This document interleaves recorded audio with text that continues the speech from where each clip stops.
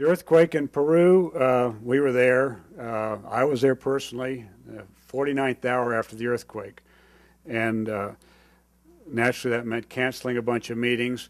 But when an assistant secretary arrives at the earthquake site from the U.S., before the neighboring country of Ecuador got its Red Cross there, and before the president of Peru got there, that voting with your feet, it speaks volumes. And I was so glad I went to the Peru earthquake.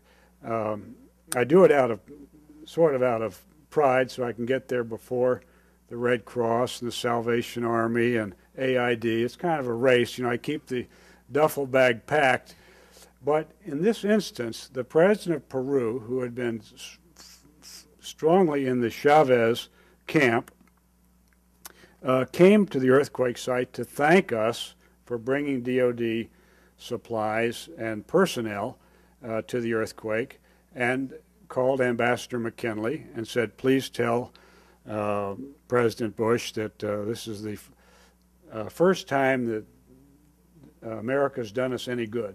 So we were very, very pleased to make a difference in our relations with Peru, and it was just a matter of getting there a few hours before the others got there. Simple as that. Here you had thousands of Westerners from Germany, Sweden, England, and France, U.S., vacationing there in Phuket, Thailand, and instead of the Westerners rescuing the people of color, it was the people of color rescuing the Westerners, and they did it splendidly. And when I got there, right after the tsunami, there was nothing left to do. The patients had been operated. The patients who were on ventilators were off the ventilator, and there were no infections. And I said, how did you do it? They said, well, we rehearse disasters, don't you? And I go, well, yeah, we do, and we're going to.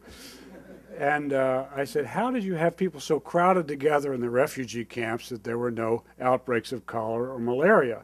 And they go, we don't shake hands. We don't shake hands. And in our disasters, of course, people are shaking hands and hugging and so forth, spreading germs. And in Thailand, of course, they keep their distance. It was a huge lesson.